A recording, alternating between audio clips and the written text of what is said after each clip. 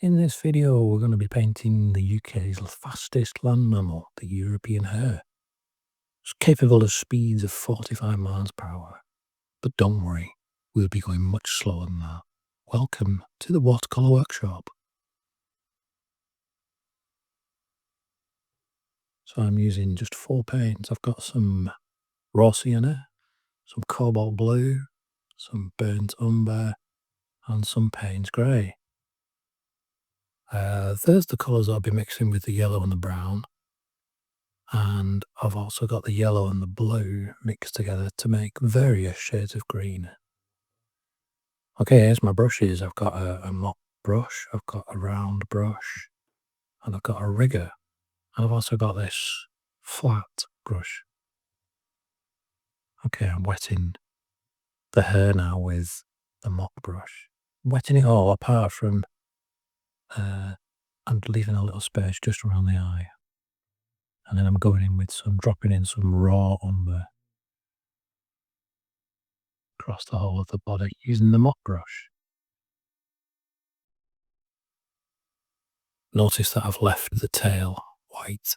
That's the white of the little fluffy tail. And then I'm lifting, with a damp brush, I'm lifting some areas out to give me some basic highlights, especially under the belly there and on the flanks.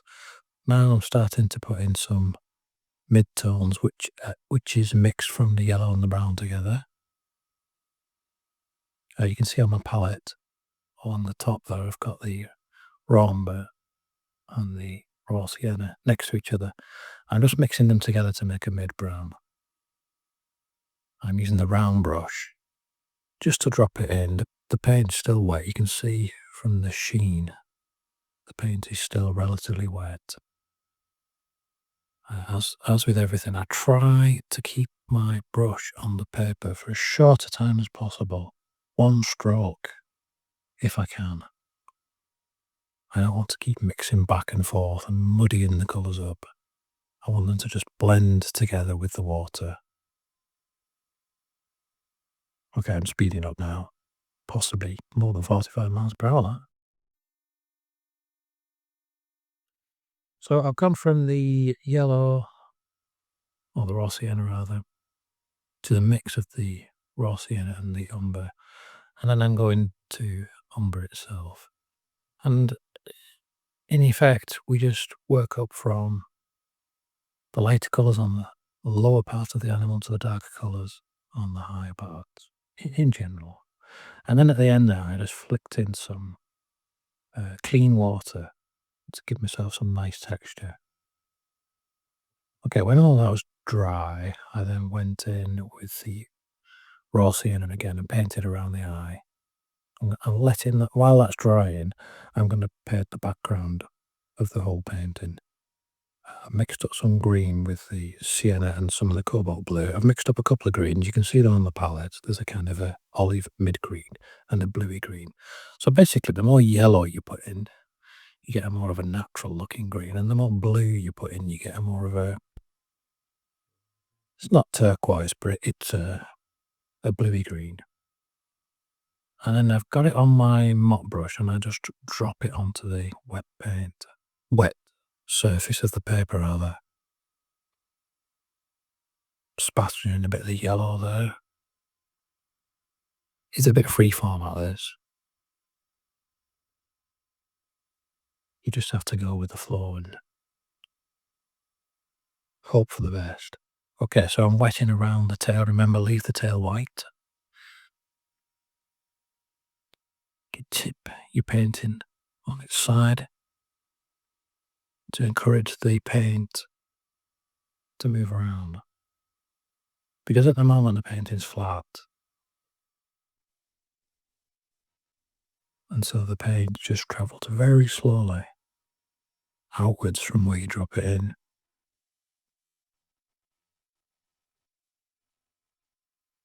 Bit more spatter over there.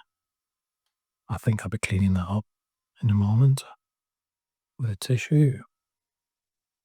I'm just wetting around the edge of the background there just to make sure it's nice and smooth and not got any rough edges. Now I've got a little cocktail stick and I'm just scratching a few grasses along the bottom. Now I've got a scrap of card and I'm just practicing my eye. I'm just showing you the eye shape. That's my rigger brush and I'm using the Payne's Grey, which is very dark, almost a black. Okay, now the eye might look exaggerated, but if you look at a photo of her, you will see that they do have very large eyes, presumably to help them to look for danger. Now I've got some Payne's Grey, and I think I've mixed a little bit of the brown in with it. I'm just putting in a few of the darker details, the tips of the ears, uh, some of the foot markings, the nose, and so on. You can see that the paint quite dry now, which is allowing me to do a dry brush stroke on the ear to get a little bit of texture.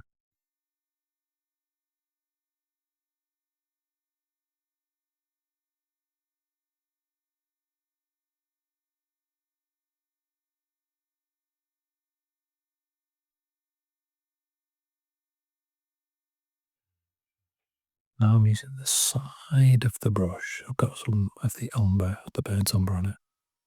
And I'm just flicking it across from the side to get more texture. It's emulating the fur on the back of the hair. So this is a dry brush, I suppose. But this is a good thing to use your rigger on.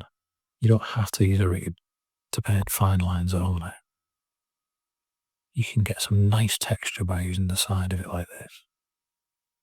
Particularly good for fur and hair, tree foliage and so on.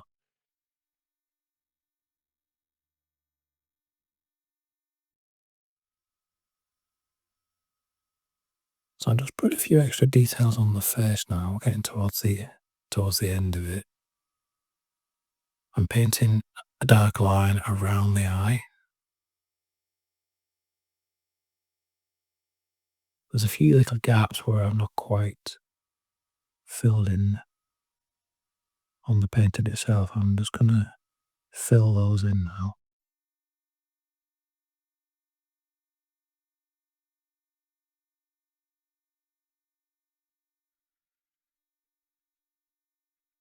More texture with the rigger.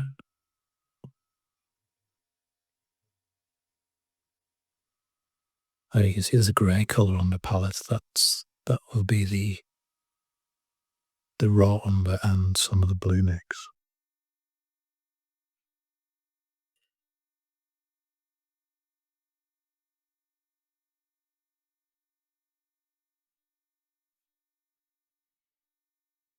Always got the option of wiping away paint.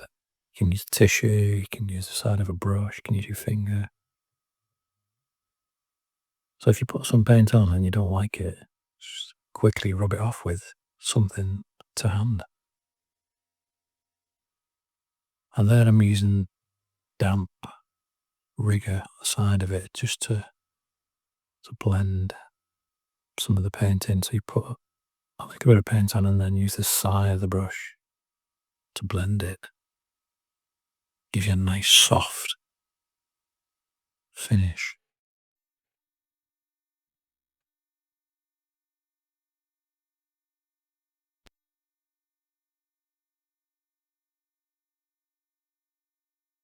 Just taking away the white around the eye with some very pale raw sienna. That's pretty much it. I noticed there was a little bit of green left in my palette, so I just started spattering it around them. Bit excessive maybe, but it does give an element of speed, I think, to the painting.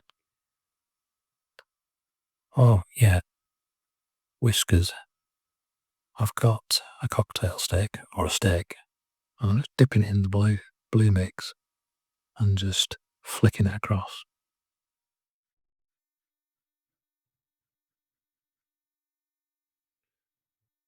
And that's it. Hope you enjoyed that, and you'll join me again soon for another watercolour workshop. Thanks for watching.